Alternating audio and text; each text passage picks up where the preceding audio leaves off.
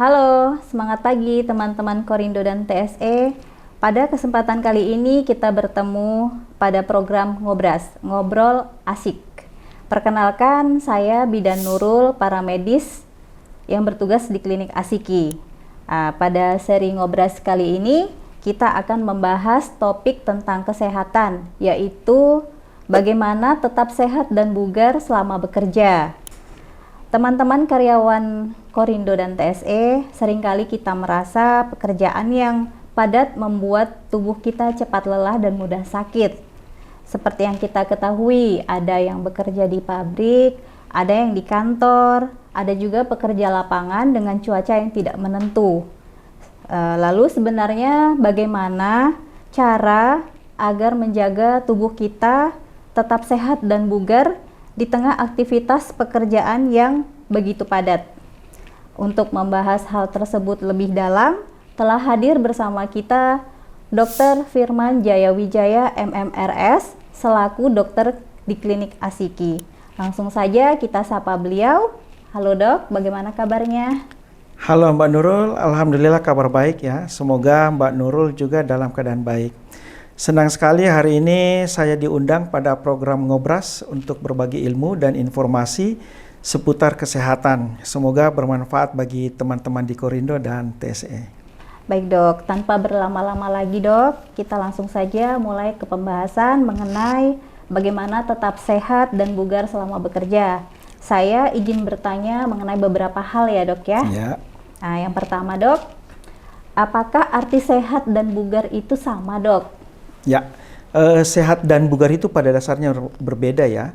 Berdasarkan Undang-Undang Nomor 17 Tahun 2023 tentang kesehatan, sehat itu adalah keadaan seseorang baik secara fisik, mental, spiritual maupun sosial yang memungkinkan orang tersebut untuk hidup produktif secara sosial dan ekonomis.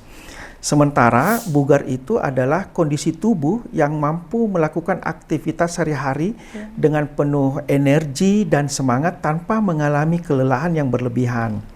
Seseorang yang bugar masih memiliki sisa tenaga untuk menikmati waktu luang dan siap menghadapi situasi darurat yang tidak terduga. Jadi bisa dikatakan bahwasanya seseorang bisa saja dikatakan dia sehat, tapi belum tentu tubuhnya dalam keadaan bugar. Nah, sementara seseorang yang bugar umumnya itu akan lebih siap menjalani aktivitas sehari-hari dengan optimal. Baik Dok, banyak Dok yang berpikir, yang penting saya masih kuat bekerja. Ya. Nah, sebenarnya seberapa penting menjaga kebugaran selama bekerja Dok? Oke, ini pertanyaan yang penting dan menarik ya. Iya. Jadi banyak orang memang menganggap sehat itu hanya berarti dia tidak sakit. Padahal kondisi tubuh yang sehat belum tentu menunjukkan bahwa tubuh kita itu benar-benar dalam keadaan bugar dan siap menjalani aktivitas kerja. Seseorang yang sehat dan bugar memiliki energi yang cukup untuk menyelesaikan pekerjaannya, mampu berkonsentrasi dengan baik, kemudian tidak mudah mengantuk, tidak cepat lelah, serta dapat mengambil keputusan dengan baik. Tentu saja tadi dikatakan seberapa penting, ini tentu saja penting, khususnya di lingkungan kerja perusahaan kita, di mana sebagian karyawan bekerja dengan alat berat, kemudian kendaraan operasional, ya, kemudian dengan mesin-mesin produksi. Jika kondisi tubuh tidak dalam keadaan fit, tentu hal ini dapat meningkatkan resiko kecelakaan kerja. Jadi, menjaga kesehatan dan kebugaran bukan hanya untuk kepentingan diri sendiri, ya, tetapi juga bentuk tanggung jawab kita dalam menjaga keselamatan kerja rekan kerja kita. Dokter kan sudah banyak nih menangani keluhan karyawan di klinik. Ya. Nah, apakah ada keluhan dari karyawan yang datang berobat Dok, yang sebenarnya adalah kebiasaan yang keliru namun berdampak negatif untuk tubuh? Oke, baik. Jadi ada beberapa saya kasih contoh ya. Pertama, ada karyawan yang datang ke klinik itu mengeluh pusing, ya. Setelah dilakukan pemeriksaan dan ditanyakan riwayatnya, ternyata sejak pagi karyawan tersebut belum sarapan. ya. Kemudian ada juga karyawan yang mengalami dehidrasi karena bekerja di lapangan dengan cuaca yang cukup panas. Ternyata setelah kita lakukan pemeriksaan, karyawan ini tidak konsumsi air dalam jumlah yang optimal, sehingga dia mengalami tanda-tanda dehidrasi. Kemudian ada juga nih keluhan lain yang juga sering kami temui adalah nyeri pinggang atau nyeri pada punggung, ya. Setelah ditelusuri, penyebabnya bukan karena cedera, melainkan karena terlalu lama duduk atau mempertahankan posisi kerja yang sama selama berjam-jam tanpa diselingi dengan peregangan otot. Bahkan ada juga ya karyawan yang mengeluh tubuhnya terasa lemas, sulit konsentrasi, kemudian mudah mengantuk saat bekerja. Setelah kita lakukan pemeriksaan, ternyata karyawan ini, pekerja ini hanya tidur 2-3 jam pada malam itu. Jadi kondisi ini dia dapatkan karena tidurnya belum optimal.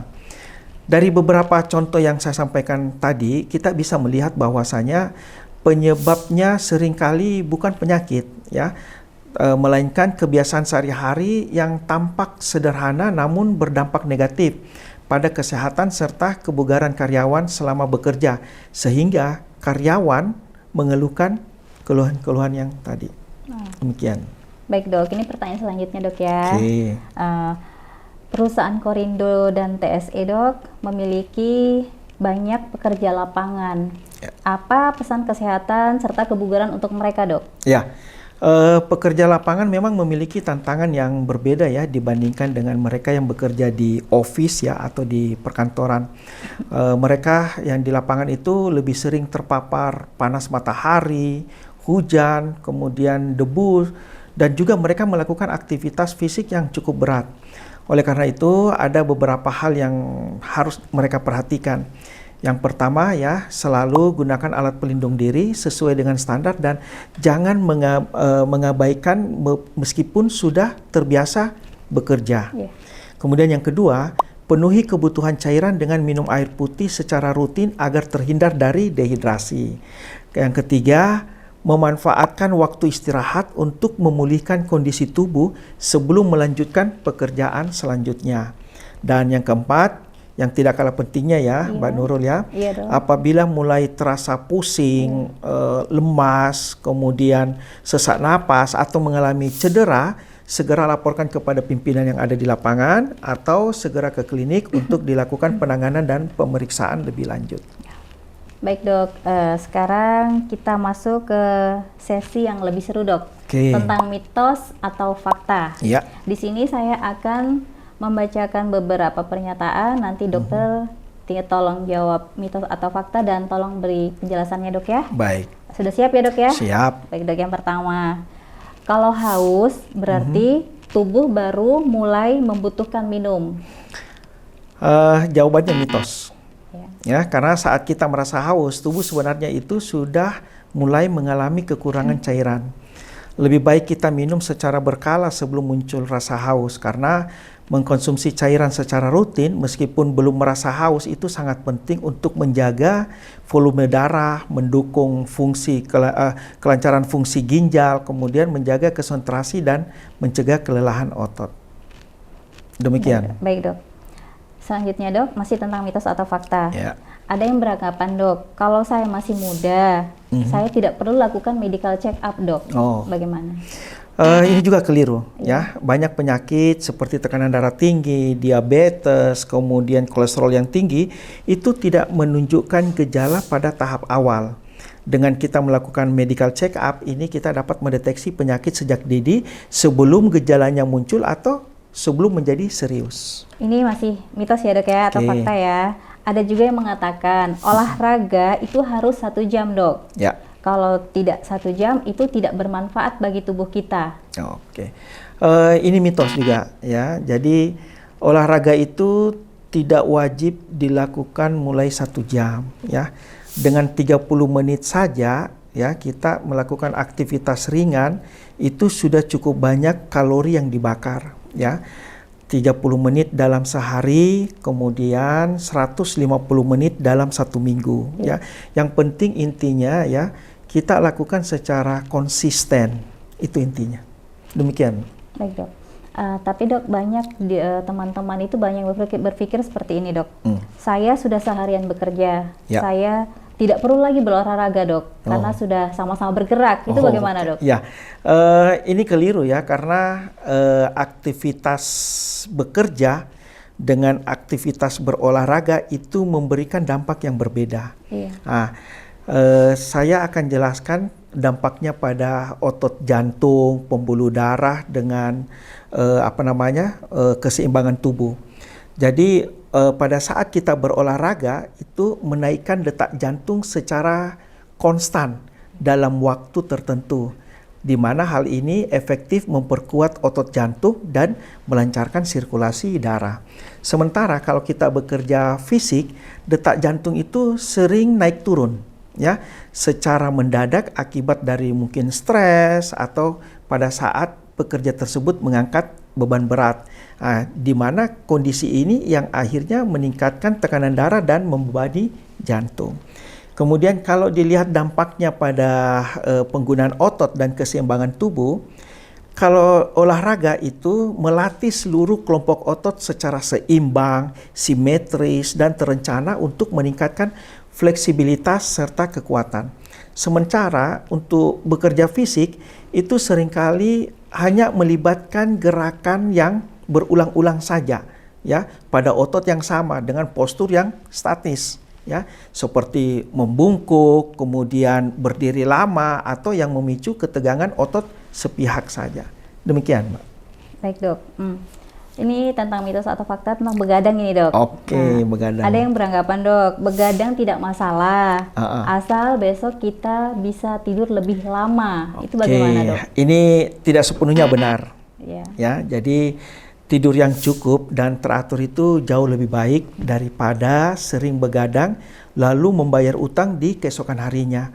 Jadi pada dasarnya tubuh kita itu, Mbak, membutuhkan pola tidur yang konsisten. Jadi kalau kita merubah pola tidurnya, maka tubuh kita itu keesokan harinya tidak dalam keadaan fit, tidak siap untuk digunakan bekerja atau beraktivitas. Demikian, Mbak. Nah dok, sesi mitos fakta sudah selesai dok.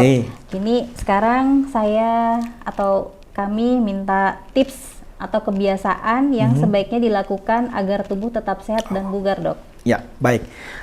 Ada 5 kebiasaan sederhana yang selalu saya sampaikan kepada karyawan agar tetap sehat dan bugar selama bekerja. Yang pertama, jangan melewatkan sarapan.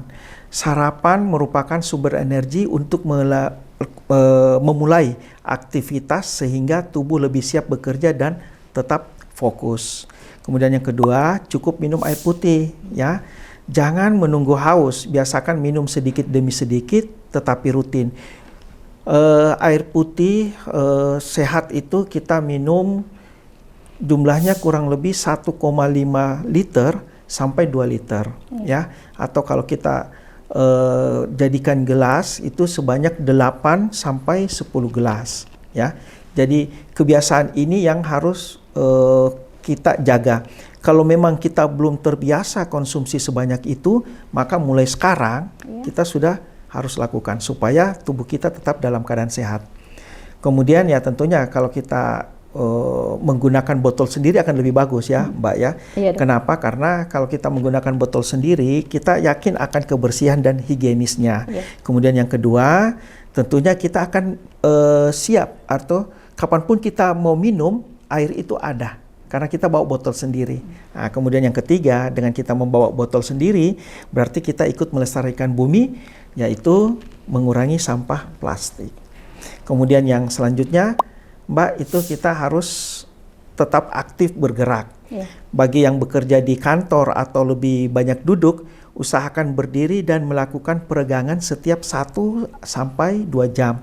Sementara mereka yang bekerja di lapangan, manfaatkan waktu istirahat untuk benar-benar memulihkan tenaga sebelum kembali beraktivitas. Dan yang keempat, tidur yang cukup. Ya, tidur itu minimal 8 jam. Ya. 7-9 jam. Karena kalau kita tidak tidur yang cukup atau tubuh kita tidak cukup untuk diistirahatkan, maka keesokan harinya tubuh kita itu belum siap untuk digunakan beraktivitas. Dan yang terakhir, Mbak, itu menjaga kesehatan mental. Tekanan pekerjaan adalah sesuatu yang wajar, ya, tetapi jangan dipendam sendiri.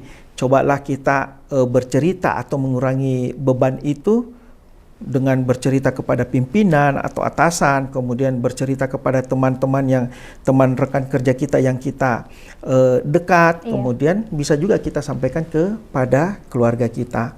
Jadi kelima kebiasaan yang tadi saya sampaikan itu mungkin terlihat sederhana ya, Mbak Nurul ya, tetapi jika dilakukan secara konsisten, manfaatnya itu sangat besar untuk menjaga kesehatan, meningkatkan kebugaran, serta mendukung keselamatan dan produktivitas kita di tempat kerja. Demikian, Mbak.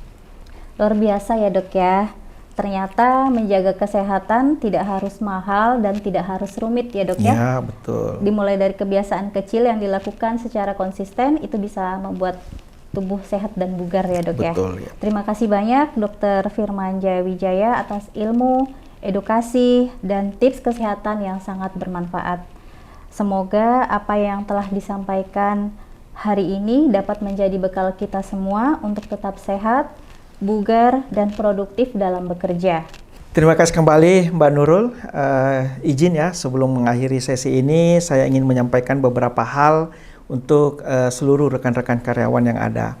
Yang pertama, perusahaan telah menyediakan berbagai fasilitas kesehatan dan klinik selalu siap memberikan pelayanan, mari kita manfaatkan. Kemudian yang kedua, jagalah tubuh kita sebagaimana kita menjaga alat kerja yang paling berharga. Karena tubuh yang sehat bukan hanya untuk membuat kita lebih produktif, tetapi juga membantu kita bekerja dengan aman, pulang dengan selamat, serta dapat menikmati waktu bersama keluarga. Mari kita mulai dari langkah-langkah sederhana ya, yang bisa dilakukan setiap hari. Pertama, kita konsumsi makanan bergizi, kemudian minum air putih yang cukup, rutin bergerak atau berolahraga, tidur yang cukup, selalu menggunakan alat pelindung diri yang sesuai dengan standar, serta jangan menunda memeriksakan diri ke klinik apabila ada keluhan. Ingat ya, sehat bukanlah tujuan akhir, melainkan bekal untuk menjalani kehidupan yang lebih berkualitas. Salam sehat untuk seluruh karyawan Korindo dan TSE. Baiklah teman-teman Korindo dan TSE, terima kasih telah menyimak podcast Ngobras yang membahas tentang kesehatan. Jangan lewatkan episode-episode berikutnya. Saya Nurul Khalifah bersama Dr. Firman Jaya Wijaya MMRS pamit undur diri. Tetap sehat, tetap bugar, dan selalu bekerja dengan aman. Sampai jumpa pada episode berikutnya. Salam sehat.